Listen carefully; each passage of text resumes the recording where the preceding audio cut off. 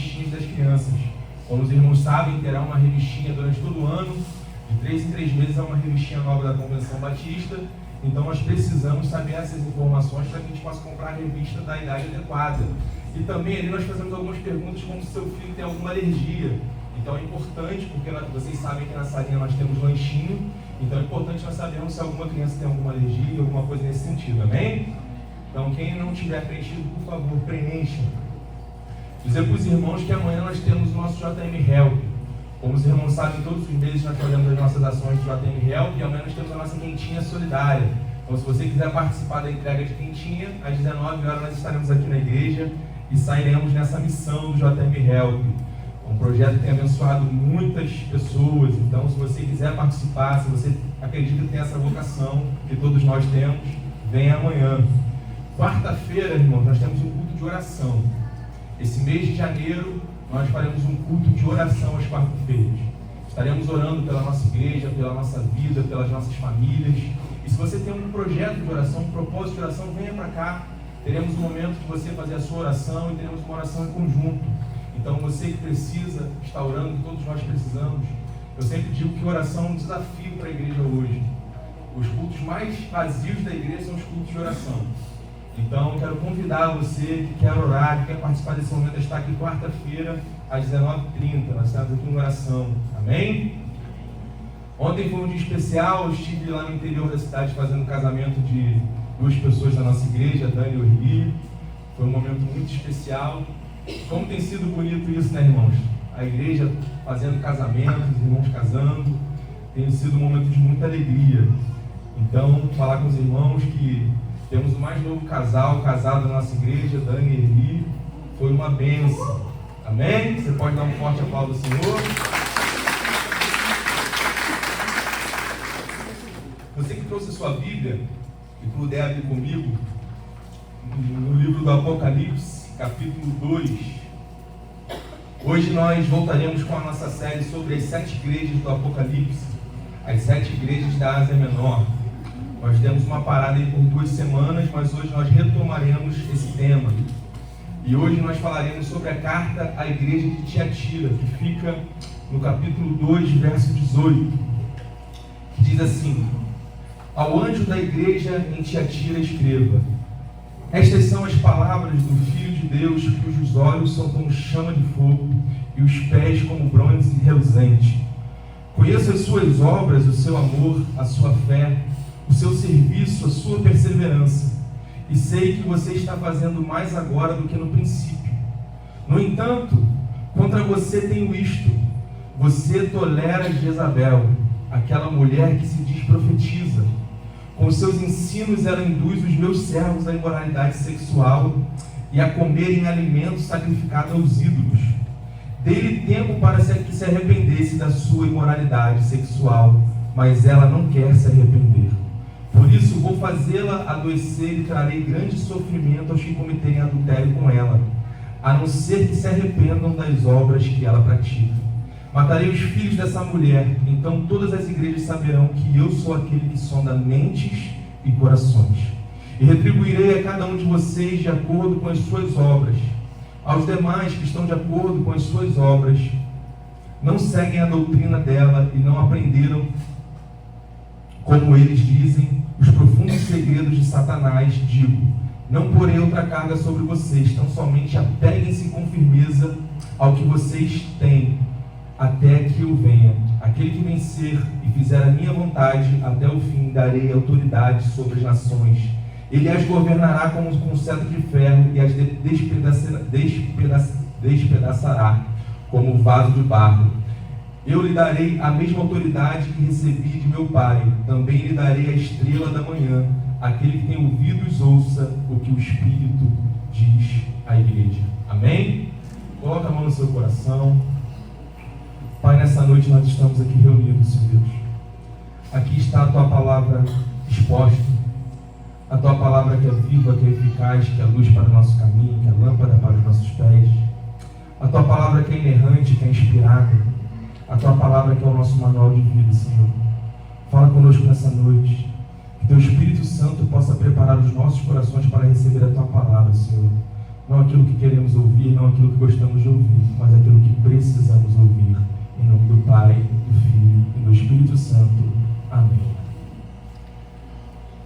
Irmãos, esse texto que nós lemos, ele remete ao final do primeiro século. Como eu falei alguns cultos atrás, os discípulos já estavam mortos. A maioria deles martirizados. O único discípulo vivo é o discípulo do amor, é o apóstolo João. E João já está na sua velhice quando a igreja é perseguida e de repente o imperador romano Domiciano deporta João para a ilha de Patmos, uma ilha penal. E nessa ilha João ele tem uma revelação de Deus. E é lindo que ali Deus se revela a João de maneira tão extraordinária a ponto de João dizer que ele cai como morto. E ele tem ali a revelação extraordinária do Apocalipse. E é curioso que Jesus olha para João e diz assim: olha, escreva 7 cartas às 7 igrejas da Ásia Menor. E a primeira carta que nós tratamos aqui foi a carta da igreja de Éfeso. E nós vimos que a igreja de Éfeso tinha uma boa doutrina. Ela tinha muitas virtudes, mas essa igreja precisava voltar ao primeiro amor. Depois, nós tratamos da igreja de Esmirna, uma igreja pobre, uma igreja humilde, uma igreja que não tinha muitas luzes, mas era uma igreja que era perseverante. E hoje nós trataremos sobre a igreja de Tiatira. E é curioso que o pastor Hernando Dias Lopes, no seu comentário, ele vai dizer que a ordem de João é que ele escrevesse as 7 igrejas. E 7 não é um número comum na Bíblia. 7 ele aparece 54 vezes no Apocalipse. E 7 tem a ver com totalidade. 7 tem a ver com um totalismo. 7 tem a ver com algo total, com algo pleno. Então Jesus ele está enviando a carta não simplesmente às igrejas da Ásia Menor, mas Jesus está enviando essas cartas a toda a igreja, em todos os lugares, em todo o mundo. A carta que Jesus está escrevendo aqui não é uma carta simplesmente a Tiatira, mas é uma carta para mim, para você, uma carta para a Igreja Batista de Jesurum. E Deus tem muito a falar conosco nessa noite. Sabe, irmãos, eu estava pensando hoje, se tem uma palavra que hoje talvez pareça perfeita no nosso século, é a palavra tolerância. Hoje está muito na moda nós dizermos tolerância. Tolerância, tem que ser tolerante. Toleramos tudo, exceto a intolerância. Tudo é relativo e nada é absoluto. Em outras palavras, o certo e o errado, eles variam de acordo com a situação. Vivemos em um mundo onde parece que não há mais valores absolutos, onde a chama da nossa consciência está quase se apagando. Todos os comportamentos, quer normais, quer imorais, nós admitimos como se eles fossem de acordo com a situação, porque afinal nós temos que tolerar tudo. E tudo o que queremos é a tolerância. Estamos prontos a sacrificar todas as virtudes, estamos prontos a rejeitar valores absolutos, tudo em troca da tolerância. E o que eu tenho visto hoje na igreja é que a Bíblia, muitas vezes, ela está sendo substituída pelo relativismo diabólico. Hoje nas igrejas não há mais valor absoluto. E se nós não formos cuidadosos, seremos sufocados até a morte por esse consenso público. Não é à toa que Paulo vai dizer para a gente em Romanos 12, não vos conformeis com este mundo, mas transformai-vos pela renovação da nossa mente. Mas hoje o que nós temos visto, irmãos, é que a igreja cada vez mais ela tem se adequado ao mundo. Ela tem se conformado com o mundo. Nada mais nos parece estranho. E este foi o aperto que Tiatira sentiu. Deixar de ser uma igreja intolerante numa sociedade tolerante. O contexto de Tiatira é muito curioso, porque Tiatira talvez seja a das mais pequenas cidades. Tiatira não era uma capital importante como Éfeso, não era um centro comercial e religioso como Pérgamo. A influência dessa cidade era puramente comercial, ficava na rota do Império Romano, do correio do Império Romano, e ela era conhecida pelos seus grêmios de comércio. E é curioso que esses grêmios eram associações comerciais. Em Tiatira havia muitos grêmios, muitas associações com fins de comércio. E esses grêmios eles tinham fins de proteção, de benefícios e recreação. Em uma cidade que precisava do comércio para sobreviver, se você não se associasse a esses grêmios, você estava decretando a sua falência. Você estava decretando que você ia perder lucro, que você ia perder dinheiro. Era difícil prosperar em Tiatira se você não estivesse associado a um grêmio. Só que esse grêmio, ao mesmo tempo que ele trazia lucro ao comércio, esse grêmio, ele tinha uma divindade particular. Cada grêmio em Tiatira, cada associação em Tiatira tinha um problema, porque ele tinha uma divindade particular. Mas não era só isso, esses grêmios, eles não somente tinham entidades, mas eles se reuniam para adorar essas entidades. Esses grêmios não somente se reuniam para adorar essas entidades, mas eles também ofereciam comidas sacrificadas e comiam comidas sacrificadas.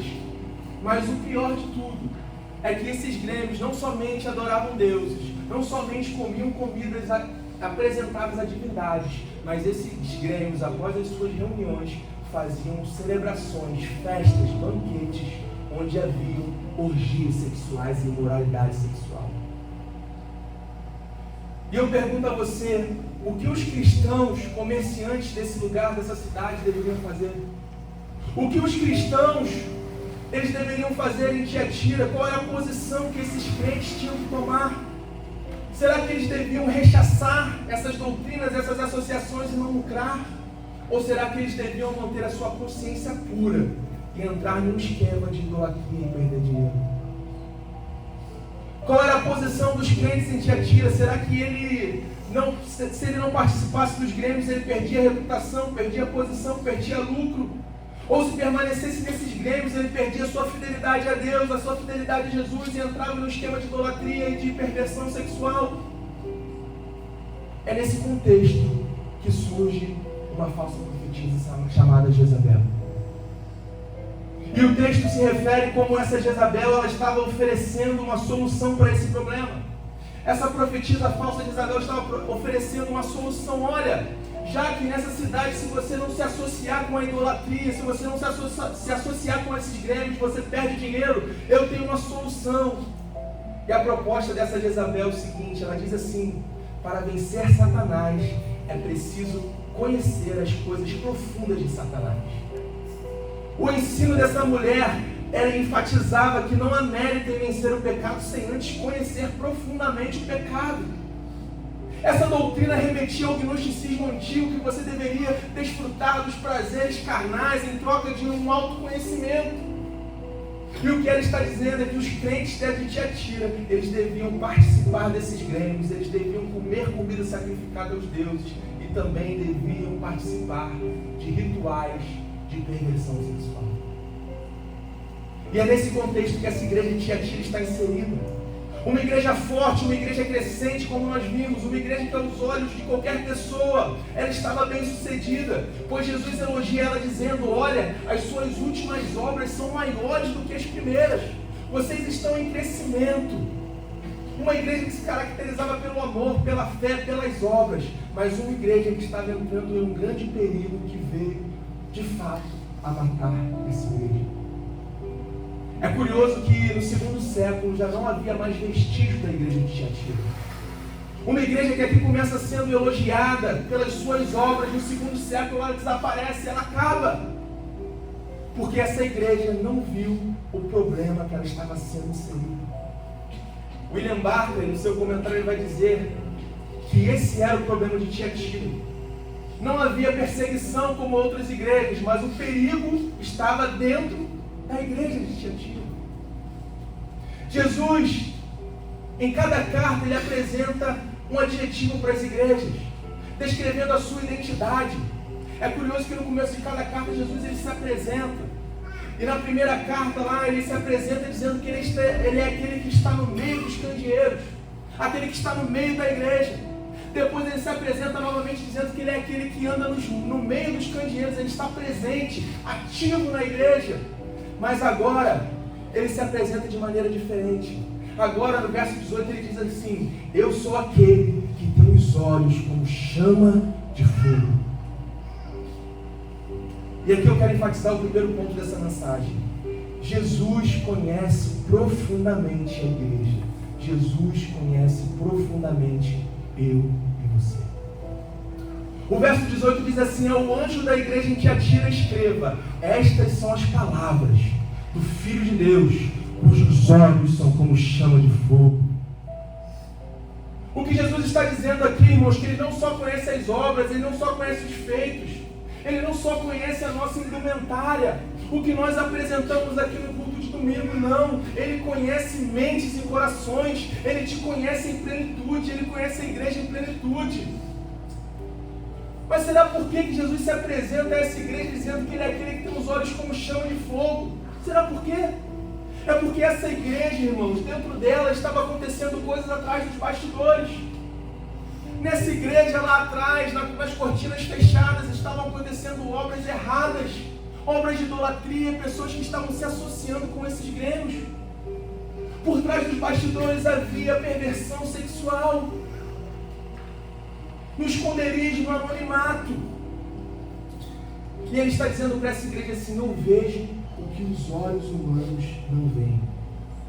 Eu vejo por trás da cortina, eu vejo por trás do bastidor. Ele está dizendo assim: oh, não existe rua escura que os meus olhos não veem. Ele está dizendo assim: não há quarto fechado que os meus olhos não veem. Não há motel que os meus olhos não veem. Não há carro em rua escura que os meus olhos não veem. Não há lugar que você possa se esconder dos meus olhos, porque eles são como chama de fogo. Ele te vê em qualquer lugar. Com um olhar onisciente, Ele vê os locais mais secretos do nosso coração. Ele encontra, sonda o nosso homem interior, penetra no nosso ser, desmascara qualquer fingimento. É isso que Ele está dizendo para Tiatira. Os olhos dele penetram o mais profundo do nosso ser, e são esses olhos que um dia vai julgar a igreja. São esses olhos que um dia vão julgar eu e você. Não pense, irmãos, que as coisas que nós fazemos estão escondidas aos olhos de Deus. Você pode se esconder do pastor, você pode se esconder do irmão, você pode se esconder dos seus pais, mas você não se esconde daquele que tem os olhos como chamas de fogo, porque Ele vê tudo.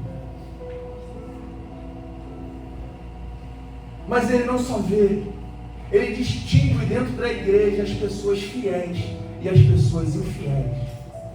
No verso 24 Ele diz assim: aos demais que estão em Tiatira, a vocês que não seguem a doutrina dela e não aprenderam, como eles dizem, os mais profundos segredos de Satanás, digo, não porei outra carga sobre vocês. Ele aqui separa, Ele diz: aos demais que estão em Tiatira. É curioso que numa mesma comunidade, nessa mesma igreja, haviam 3 grupos. Primeiro, os que eram fiéis, no versículo 24. Depois, os que estavam tolerando o pecado, no verso 20. E no verso 22 está os que estavam vivendo em pecado. 3 grupos: os fiéis, os que toleram o pecado e aqueles que vivem em pecado. A igreja está bem, ela está em perigo e ela está mal, com 3 grupos de crentes. Numa mesma igreja a gente salva, na mesma igreja a gente à beira do abismo, e na mesma igreja a gente perde. Numa mesma igreja há aqueles que levam a vida em santidade, e na mesma igreja há aqueles que levam a vida em pecado. Mas eu quero dizer para você que Jesus sabe distinguir. Ainda que ninguém vê, ainda que eu não veja, ainda que os irmãos não vejam, Ele vê, Ele sabe distinguir aqueles que são fiéis, aqueles que estão em santidade. Ele sabe distinguir aqueles que estão em pecados, aqueles que estão à beira do abismo. Jesus se apresenta como aquele que reconhece e elogia as marcas positivas da igreja. Obviamente que toda igreja ela não era desse tipo. Nem toda igreja era aquela que estava à beira do abismo, nem toda igreja era aquela que estava indo para a doutrina de Jezabel. Mas há um grupo remanescente fiel, há um grupo aqui que não se dobrava a Jezabel. Uma espécie de Elias no Antigo Testamento. Uma espécie de 7.000 que não se dobraram os joelhos diante de Baal. Há um remanescente. E a esse remanescente Jesus diz assim: eu conheço as suas obras, o seu amor, a sua fé, o seu serviço, a sua perseverança. Mas essa mesma igreja ele diz: no entanto, contra você eu tenho visto, você tolera Jezabel, aquela mulher que se diz profetiza, com os seus ensinos e ela induz os meus servos à imoralidade sexual. E aqui está um grande perigo da igreja. O verso diz assim: eu tenho contra você isto, você tolera Jezabel. Você tem amor, você tem obras, você tem tudo isso, mas você tolera Jezabel. E o terceiro ponto que eu quero enfatizar para você, irmãos, é que uma igreja tolerante ao pecado, ela está em reprovação com Jesus. Prestem atenção, em primeiro lugar, ele chama a atenção no texto. Antes de reprovar a falsa profetisa Jezabel, antes dele reprovar Jezabel, ele reprova a igreja. Ele diz: eu tenho contra você que você tolera. Ele não está reprovando primeiramente a profetisa falsa Jezabel, não, ele está reprovando a igreja, porque ele diz que essa igreja está tolerando Jezabel. A estratégia de Satanás aqui, irmãos, é curiosa, porque essa igreja ela está crescendo. Essa igreja ela está bem, como nós vimos, Jesus começa elogiando. Satanás não tem como entrar de fora para dentro, então Satanás decide de dentro para fora. Ele começa a atuar dentro dessa igreja, a minar essa igreja por dentro. O que a igreja de Éfeso tinha de não tolerar os falsos profetas, essa igreja tinha. Ela começa a tolerar os falsos ensinos, ela começa a tolerar os falsos profetas. Tiatira possuía amor, mas não possuía sã doutrina. Não pode haver mentes cheias em corações vazios, nem corações cheios e mentes vazias. O pastor Hernandes Lopes ele tem uma frase interessante que ele diz que a tolerância, se é uma virtude, também é um grave pecado. E nós vivemos, como eu falei, em um mundo onde está na moda a tolerância. Nós temos que tolerar tudo. Afinal, tolerar é moda, não pode ser intolerante. Só que o pastor Hernandes Lopes diz que a tolerância pode ser um grave pecado. Nós temos que ser tolerantes sim com o nosso irmão. Nós temos que ser tolerantes sim, entendendo as nossas limitações. Nós temos que amar o próximo, mas se é algo que a igreja não pode tolerar, irmãos, é heresia e falso ensino. Se é algo que a igreja não pode tolerar, irmãos, é a perversão da palavra de Deus. Tiatira tolerava uma falsa profetisa chamada Jezabel, e essa falsa profetisa estava exercendo influência dentro da igreja.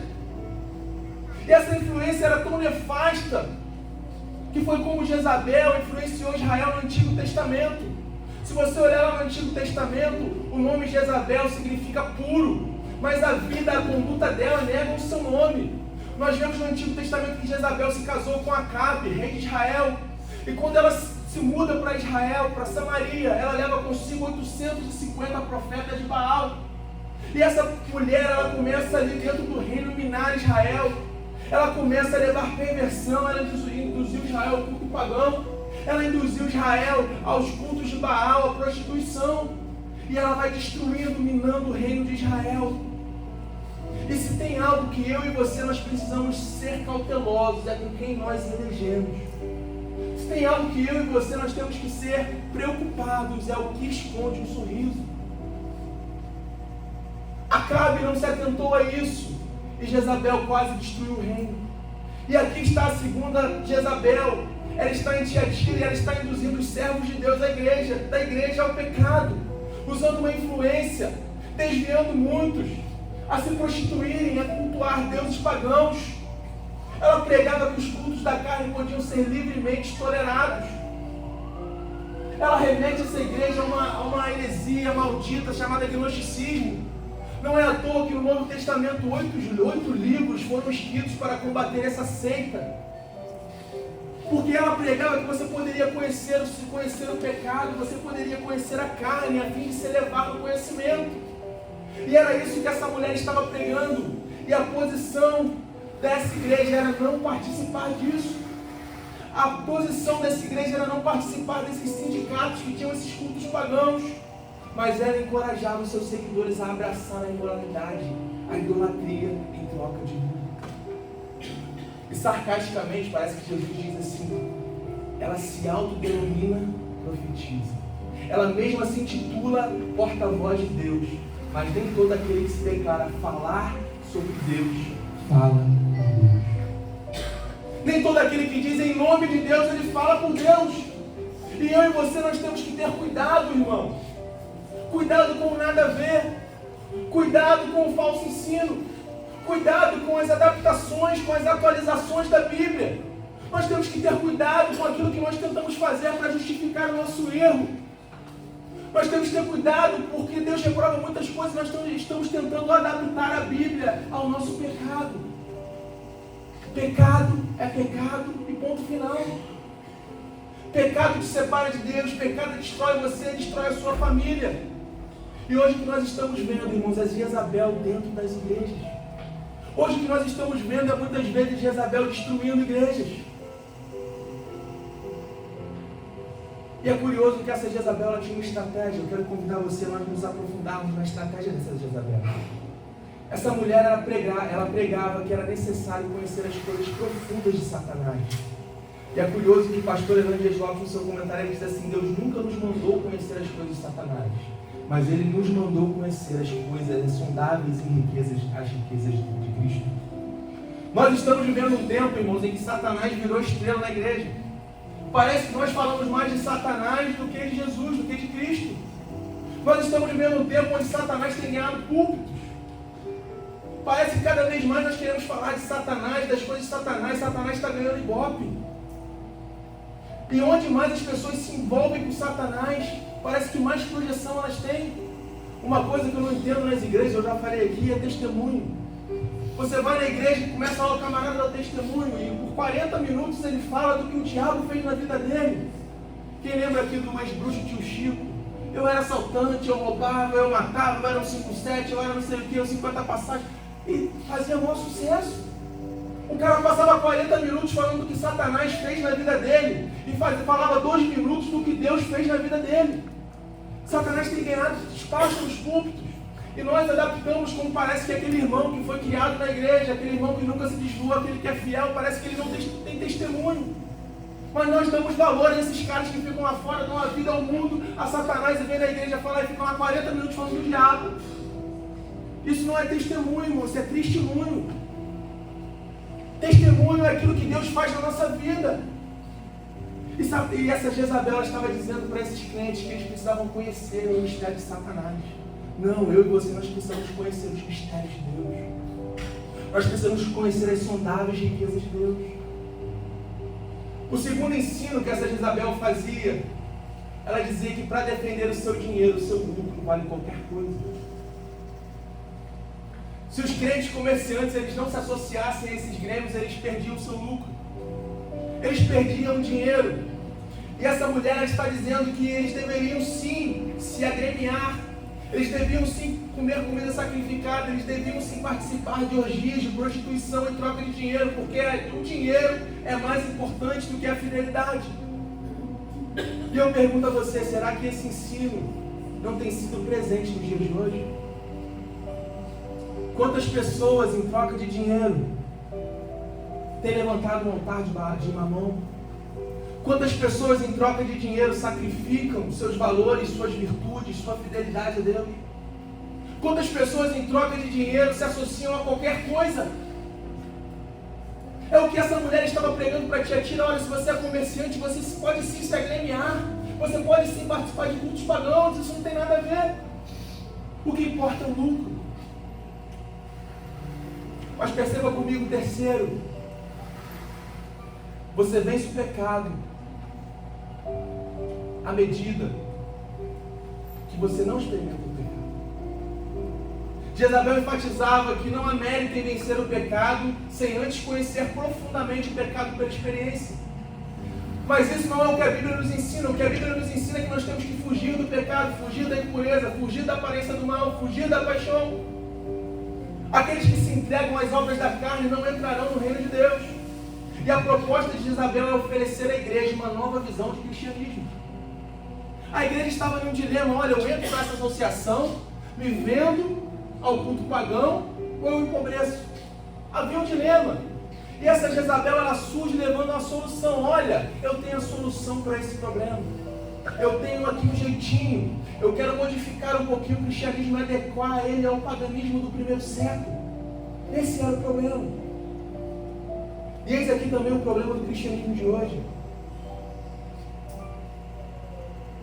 Esse também é um problema hoje, porque eu e você nós não conseguimos mais diferenciar quem é crente de quem é pagão. Eu e você não conseguimos mais diferenciar quem tem uma vida em santidade de quem não tem. Porque a pessoa diz que tem uma vida em santidade, diz que é cristão e nós não conseguimos ver a diferença. Eu lembro que quando eu era jovem na igreja, eu lembro que a conversão era caracterizada por umas rupturas.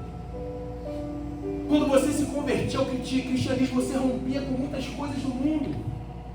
Eu lembro que quando minha avó me levava para a igreja, os meus amigos lá no Rosário me zoavam, lá vai a Bíblia, me zoavam minha roupa. Era uma ruptura, mas não era por causa da roupa simplesmente, não, mas porque um cristão ele era diferente do mundo.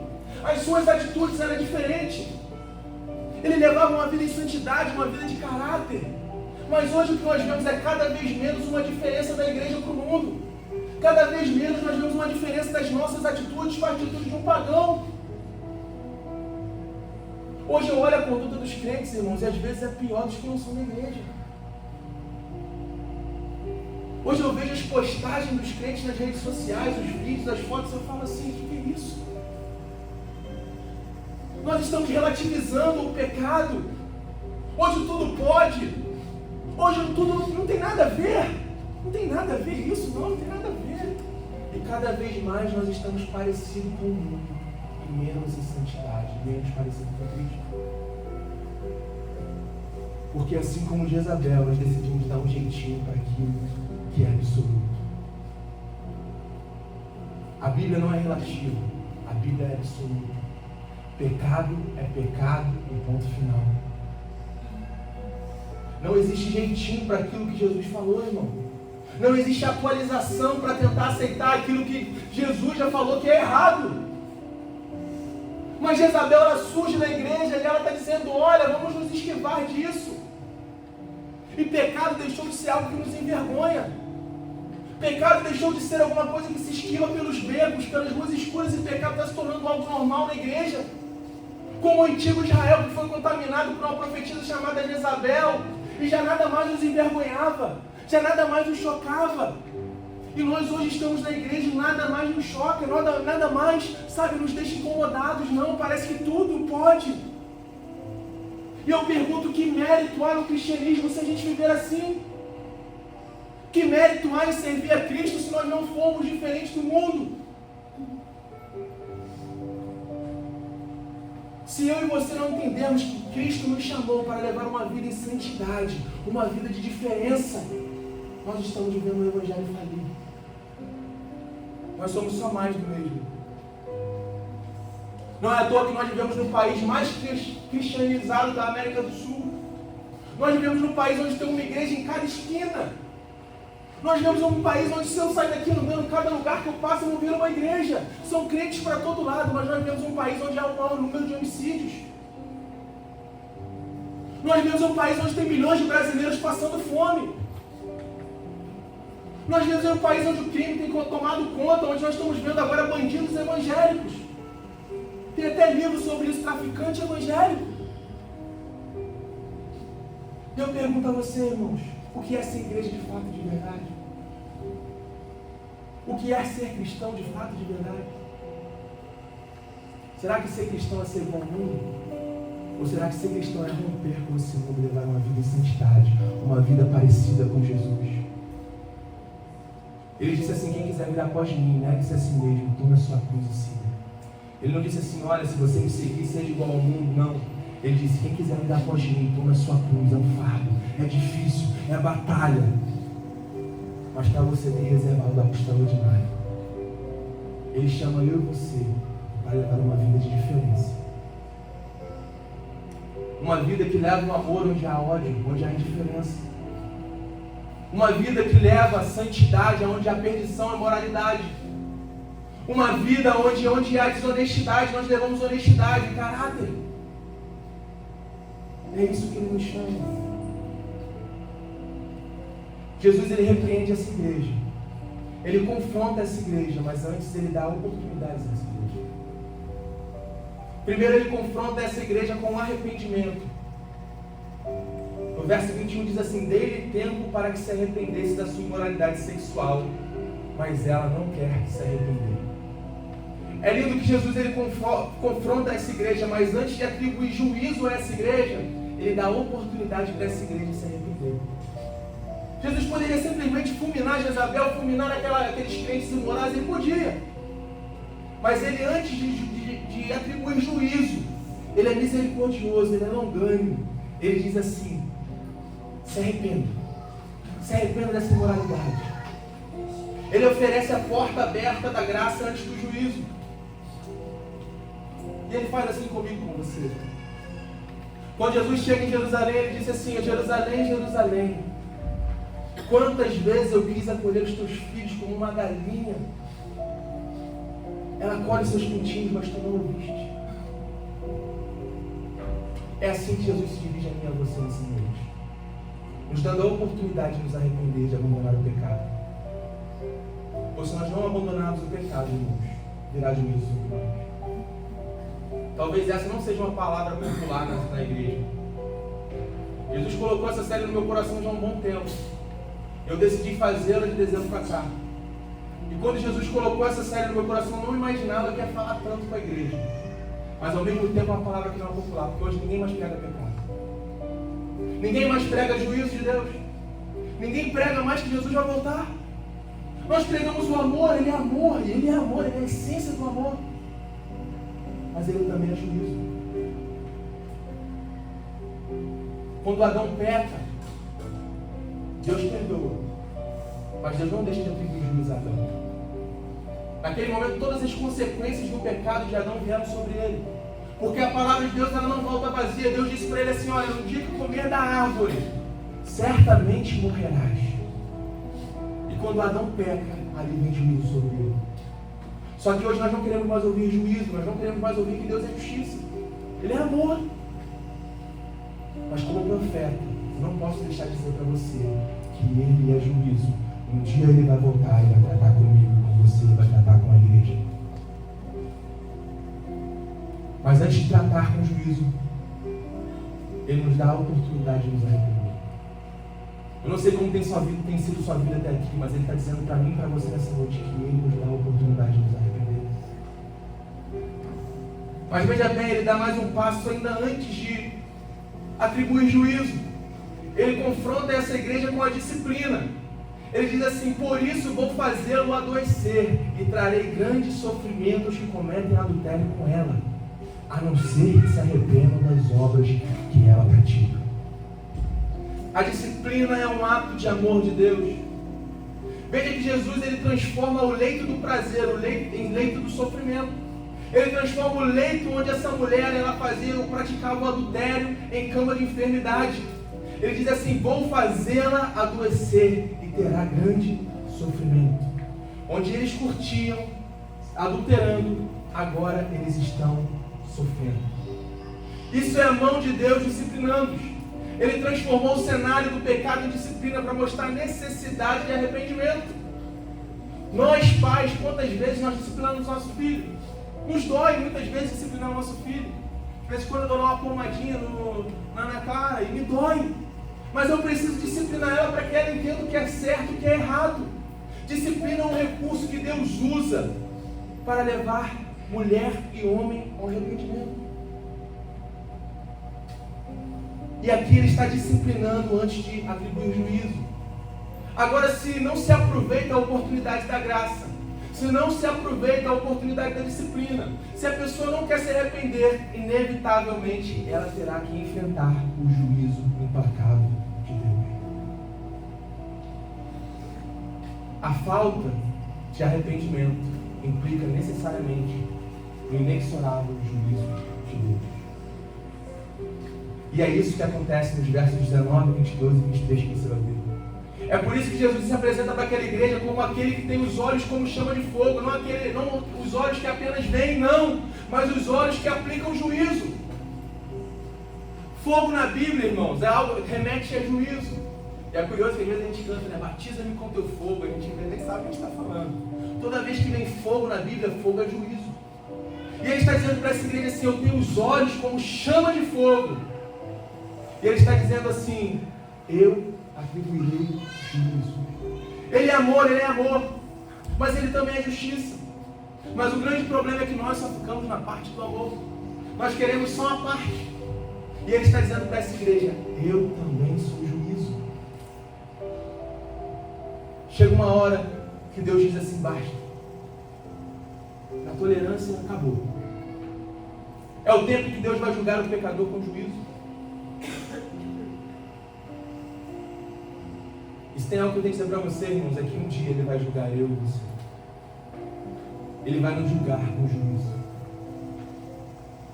Mas apesar da apostasia de outros, apesar de nós vermos esse cenário de evangelho tão perigoso, apesar de nós vermos Jezabel penetrando nas igrejas, existe o remanescente fiel. Existe aqueles que são fiéis até o fim. E é lindo que no verso 24 ele diz assim: aos demais que estão em Tiatira. Veja que até então ele está falando para aqueles que são voltados à doutrina de Jezabel. Até então ele está falando para aqueles que estão em pecado de adultério, aqueles que estão em devassidão. Mas agora ele fala com outro grupo, com um grupo que é fiel. Ele diz assim: aos demais que estão em Tiatira, ou seja, aqueles que são remanescentes fiéis, a vocês que não seguem a doutrina dela e não aprenderam, como eles dizem, os profundos segredos de Satanás, digo: não porei outra carga sobre vocês. Então somente apeguem-se com firmeza aquilo que vocês têm até que eu venha. Alguns membros não tinham apenas tolerado o pecado, o ensino e as práticas imorais de Jezabel, mas elas estavam seguindo os ensinos dela para a sua própria destruição. Porém havia nessa mesma igreja um remanescente fiel, aqueles que não se curvaram a essa doutrina, aqueles que são de fato livres. E eu digo a você: é possível ser fiel mesmo quando outros se desviam. É possível ser fiel mesmo quando uma igreja está em decadência. É possível ser fiel em um mundo onde há prostituição, onde há injustiça, onde há tanta pobreza, onde há tanta coisa ruim. É possível ser fiel. Nós vivemos em uma época onde manter-se fiel tem sido um desafio. Aqueles que zelam pela sã doutrina são tímidos.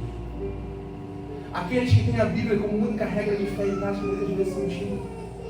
E às vezes o que nós vemos é púlpitos digitais, onde mensagens de heresias adeludadas, disfarçadas, são mais audazes do que os púlpitos das igrejas. Mas nessa Babel de muitas vozes, há aqueles que se mantêm firmes e fiéis. Há aqueles que entenderam a vontade de Deus, que é a santidade.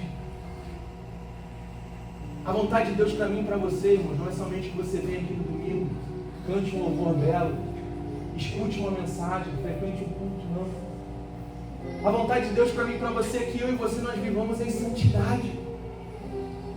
A santidade de vida e de caráter é uma marca da igreja verdadeira. A santidade não é apenas a vontade de Deus, mas é o seu propósito para mim e para você. Deus nos escolheu para ser santos, como diz em Efésios 4. Em Mateus 5,8 diz que só os puros de coração verão a Deus. Em Hebreus 12,14 diz que sem santificação ninguém verá a Deus. O evangelho que te promete salvação sem santificação é o evangelho falso. Deus não nos salva no pecado. Ele nos salva do pecado. E esses remanescentes fiéis que não se adaptam ao mal, esses remanescentes que vivem em novidade de vida, esses sim verão Deus. É preciso entender que nós já temos tudo em Cristo para uma vida plena. Olha o que ele diz no verso 25. Tão somente apeguem-se com firmeza ao que vocês têm, até que eu venha. Um dos grandes ensinos de Satanás hoje é induzir os crentes a pensar que precisam buscar novidades para terem uma experiência mais profunda com Deus. De achar que precisamos fazer tantas outras coisas além daquilo que Deus já nos deixou. Toda igreja que fica buscando novidade, ela acaba se perdendo. E hoje, a gente acha que com novidade nós vamos atrair mais pessoas. Com novidade nós vamos fazer coisas maravilhosas, mas eu quero dizer para você, irmãos, ele está dizendo aqui: apeguem-se somente no que vocês têm. Eu quero dizer para você que a palavra de Deus é suficiente. A verdade de Deus é suficiente, Ele já nos deu tudo. Ele nos deu, Ele morreu na cruz do Calvário. Ele nos deu a salvação e Ele nos deixou as Santas Escrituras. O que a igreja precisa não é de mais luzes. O que a igreja precisa não é de G12, M12, M não sei o que, não. O que a igreja precisa é da palavra de Deus. Mas nós queremos estratégias, nós queremos um monte de coisa, um monte de luz, a cor da parede, nós queremos mudar tanta coisa. Não, o que nós precisamos é nos voltar para a verdade. E a verdade é a palavra de Deus, inerrante, eficaz, atualizada, inspirada. É isso que nós precisamos. Ele está dizendo para essa igreja assim: olha, somente se apeguem àquilo que vocês têm. O que nós temos é a palavra. Se apeguem à palavra. Quando estiver difícil, se apeguem à palavra. Caminhando para o fim, o último ponto. O vencedor é aquele que permanece fiel até o fim e será recompensado. Ele diz assim: aquele que vencer e fizer a minha vontade até o fim, darei autoridade às nações. Ele as governará com cetro de ferro e as despedaçará a um vaso de barro. Eu lhes darei a mesma autoridade que recebi do meu Pai. Também lhe darei a estrela da manhã. Aquele que tem ouvidos para ouvir, ouça o que o Espírito diz à igreja. Ao vencedor que guarda até o fim, aquele que é santificado, aquele que é fiel, aquele que vive em santidade, a esse darei a coroa da vida. A perseverança é a marca dos santos. A falsa profetisa Jezabel estava pregando que os crentes que não entrassem nos grêmios comerciais, que não participassem dessas cerimônias, perderiam o prestígio. Mas Cristo ensina que não adianta ganhar o mundo e perder a alma. Não adianta eu me associar com algo que vai me dar um mérito aqui na terra e esquecer aquilo que Deus me mandou, que é eterno. Ela pregava que eles podiam sim negociar a sua santidade para ter lucro aqui na terra, para ter projeção aqui na terra. Mas Jesus está dizendo para essa igreja que não, que eles deveriam permanecer fiéis e não se vender por isso. Quantas pessoas têm ganhado o mundo inteiro e perdido a sua alma? Quantas pessoas têm negociado? Não se iluda, irmão. Do que adianta você ganhar o mundo inteiro, você ter fama, você ter dinheiro, você ter todas as riquezas, mas você não ganhar a coroa da vida? Do que adianta você ter tudo aqui na terra, que um dia vai passar, que quando a gente morre fica tudo aqui, a gente vira pó e perder a sua salvação? Que adianta você curtir momentos que simplesmente acabam em horas, em minutos, e perder aquilo que é eterno? Ele está dizendo ao remanescente fiel: darei a coroa da vida. Nós vamos reinar com Cristo um dia. Aqueles que perderem a sua vida aqui por amor a Ele, esses sim encontrarão o seu destino, que é a eternidade. O que adianta ganhar o mundo inteiro e perder a sua alma? Os que renunciam ao pecado, renunciam às glórias desse mundo, renunciam aos prazeres, esses sim encontram a vida eterna. É curioso que no filme Paulo Apóstolo de Cristo tem uma cena muito interessante, que ele fala que a vida do homem é como um pouco de água que ele pega em suas mãos, é um pouco essa água vai saindo. E o homem perde a sua vida inteira por aquele pouco de água que está nas suas mãos, quando Deus oferece um oceano imenso, infinito. E quantos de nós estamos perdendo a nossa vida por aquilo que é passageiro, por prazeres aqui nesse mundo? Temos negociado a nossa fé, a nossa santidade por coisas que simplesmente passam. Mas Ele está dizendo para você e para mim: quem tem ouvidos para ouvir, ouça o que o Espírito Santo diz à igreja. Quem tem ouvidos para ouvir, ouça o que o Espírito Santo diz à igreja Batista de Joinville. Quem tem ouvidos para ouvir, ouça o que o Espírito Santo diz a mim, diz a você nessa noite. Permaneça fiel até o fim e eu te darei a coroa da vida. Em um mundo de tantas coisas ruins, onde muitas pessoas têm negociado a fé, permaneça fiel que você alcançará a eternidade. Essa carta não é somente para a igreja de Tiatira. Essa carta é para mim, é para você.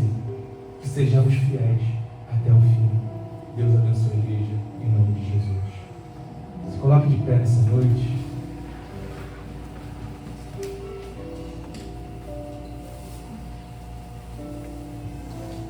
Eu queria convidar você a fazer uma oração. Eu não sei como tem sido a sua vida até aqui, mas talvez de alguma forma essa palavra falou com você, você se encaixou. Eu quero convidar você a, nesse momento, ser confrontado pelo arrependimento. Ele é um Deus que é juízo, a justiça é assim, mas Ele é um Deus que nos estende, nos abre a porta da graça. Ele diz: aquele que confessar os seus pecados é fiel e justo para aquele que confessar os pecados, Ele é fiel e justo para perdoar e purificar de toda justiça. Talvez até aqui você não tenha sido um remanescente fiel, mas Ele te convida a ser fiel. Eu quero orar com você nessa noite. Pai, nós estamos aqui, Senhor Deus, reunidos. Pai, nós sabemos que muito tem sido as perdições, muito tem sido as coisas que têm vindo como falso ensino, Pai. Muitas vezes nós temos, ó Pai, escolhido as coisas do mundo, as coisas que são passageiras, as coisas que simplesmente se vão em minutos, em horas. Nós temos, Pai, negociado a verdade. Talvez nós temos amor, nós temos perseverança, mas tem nos faltado, Pai, a fidelidade, a santidade. Mas nós queremos nessa noite nos arrepender, Senhor Deus. Nos arrepender, Senhor Deus, dos nossos maus hábitos. Nos arrepender, Senhor, daquilo que nós temos feito e tem te desagradado, Senhor. Nos arrepender, Senhor Deus, por tantas vezes negociar a Tua verdade. Nos arrepender por tantas vezes, ó Pai, escolher as coisas do mundo e não as Tuas coisas, ó Pai, os Teus caminhos. Nos perdoa, Senhor, por tantas vezes negociar aquilo que é eterno por um prato de mentira, Senhor Deus. Agora nós queremos te pedir, Senhor Deus, nos perdoa. Que a Tua graça possa nos alcançar, que o Teu perdão possa nos alcançar, ó Pai. Nos dê força para resistir, Senhor Deus, aquilo que não provém de Ti. Nos dá discernimento, Pai, para discernir aquilo que não é do Senhor para a nossa vida. Nos ajude a viver em santidade, Senhor Deus, porque sem santidade é impossível agradar o Senhor. Só aqueles que vivem em santidade verão o Senhor e herdarão a vida eterna. Nos ajude, Pai, a não ser uma igreja frequentadora de culto, a não ser consumidores religiosos, não, mas ser verdadeiros cristãos, aqueles que negam a si mesmo, aqueles que negam a sua vontade, a sua carne e vivem para o Senhor. Porque ao remanescente fiel, Senhor Deus, está reservada a coroa da vida. Nos ajuda, Senhor, a ser o remanescente fiel. Se você crê nisso, dê um forte aplauso ao Senhor.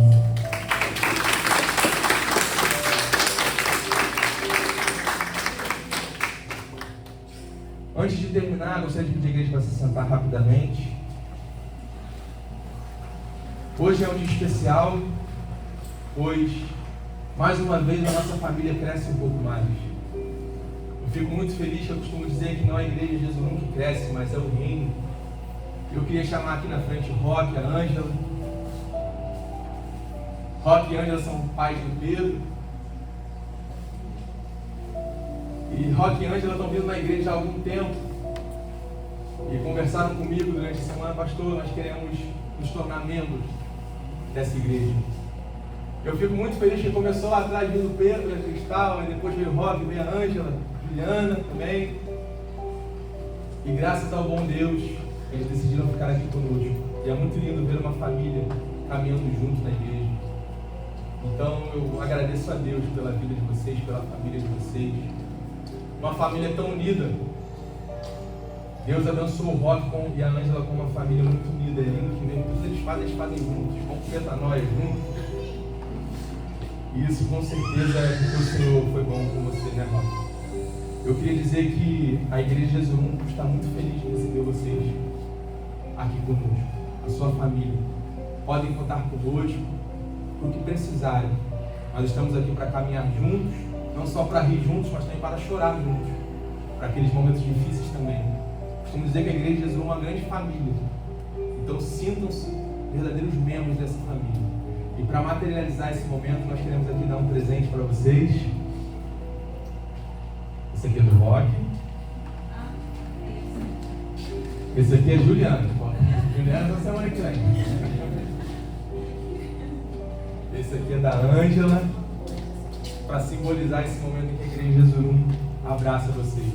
Quantos aceitam Roque e Ângela na nossa família? Levanta a mão. E dê um forte aplauso a Jesus. Aleluia.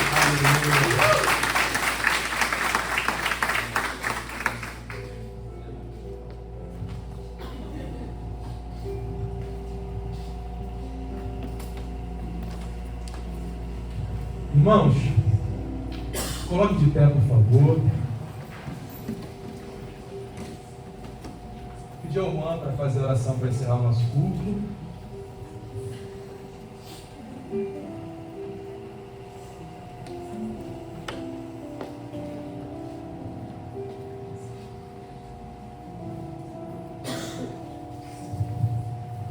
Feche os olhos, que nossa cabeça. Senhor Jesus, nós queremos pedir ao Pai nessa noite, agora nesse momento em que estamos encerrando esse culto, que o Teu Espírito Santo continue agindo nos nossos corações, que tudo que foi ministrado aqui, seja por canção, seja pela exposição da Palavra de Deus, e seja até mesmo pelas nossas ações, que isso continue nas nossas vidas, que durante essa semana, Pai, que se inicia, que nós possamos nos afastar do mal e seguir a Tua vontade, que não sejamos corrompidos, Senhor, pelo mal do mundo, mas que nós possamos levar a luz onde há trevas, que nós possamos ser também o sal, Senhor. Assim nós estaremos fazendo a Tua vontade, Pai, sendo verdadeiramente santos, isto é, separados, Senhor, separados para cumprir a Tua vontade, o Teu propósito, Senhor, para as nossas vidas.